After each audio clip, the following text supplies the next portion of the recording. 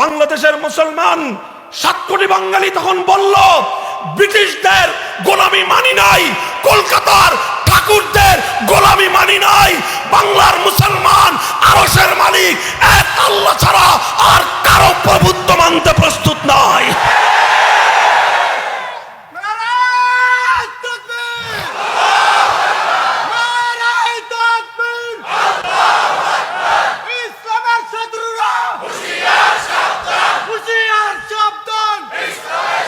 এরপর খান পাঠানদেরকে 9 মাসের মুক্তি সংগ্রামের মধ্য দিয়ে ঝাঁটা দিয়ে পিটিয়ে 7 সমুদ্র 13 নদীর অপর প্রান্তে পৌঁছে দেওয়া হয়েছে। 3টি আধিপত্যবাদী শক্তিকে পরাস্ত করবার পর বাংলার এই আকাশে লাল সবুজের স্বাধীন পতাকা উড়েছে। এত সহজ নয়।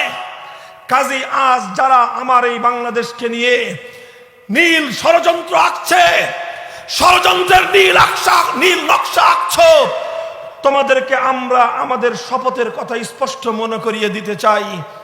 শাইখুল হাদিস রহমতুল্লাহ আলাইহি বলতেন, আমাদের এই বাংলার মাটির, আমার এই মাতৃভূমির 55,000 বর্গ মাইলের প্রতি ইঞ্চি মাটি আমার জায়নামাজের মাটি, আমার সেজদার মাটি।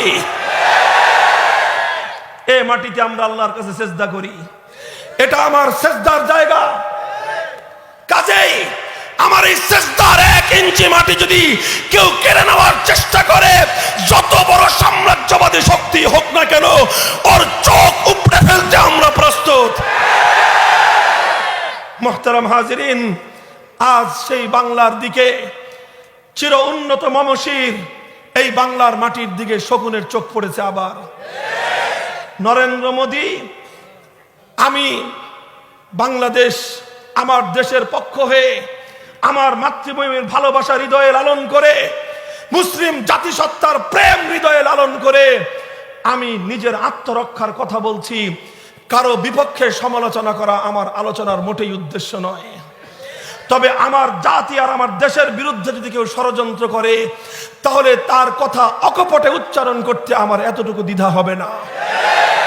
আমি রাষ্ট্র হিসেবে ভারতের বিরোধিতা করছি না, রাষ্ট্র হিসেবে ভারতের বিরোধিতা আমি করছি না, কিন্তু ভারতের ক্ষমতার মসনদে অধিষ্ঠিত মুসলিম হত্যাকারী নরখাদক নরেন্দ্র মোদী নামক গুজরাটের কসাইয়ের বিরুদ্ধে কথা বলতেও আমাদের মুখ এতটুকু বন্ধ হবে না।